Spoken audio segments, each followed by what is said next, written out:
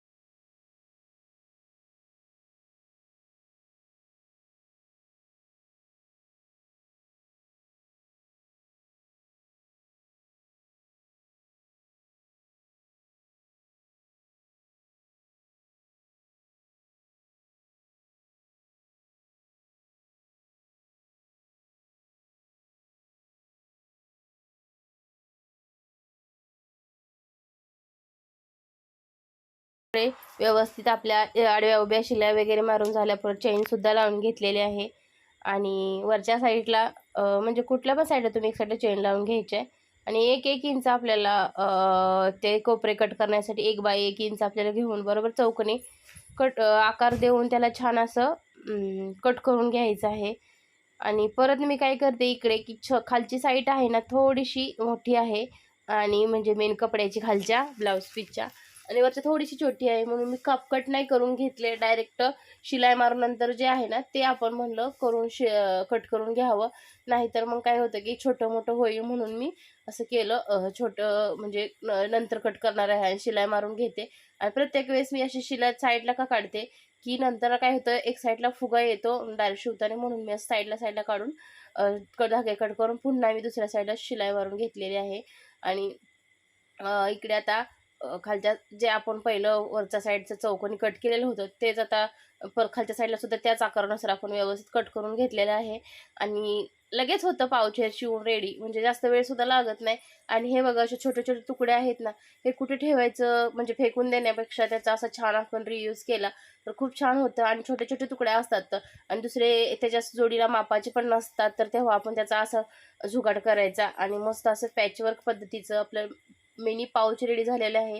Pencil pouch मुलांसाठी सुद्धा कामाला येतं, आपल्याला सुद्धा लेडीजला वगैरे काय मेकअपचं छोटं मोठं साहित्य ठेवायचं असतं, त्याच्यासाठी खूप सुंदर आहे आयडिया. आणि तुम्ही सुद्धा नक्की ट्राय करा. आवडला असेल तर लाईक शेअर सबस्क्राईब करा, कमेंट करा. आणि छान छान मी अगोदर सुद्धा मस्त बॅग वगैरे टाकलेले आहेत, ब्लाऊज डिझाईन टाकलेले आहेत, तिकडे तुम्ही जाऊन बघा, तुम्हाला नक्कीच आवडतील.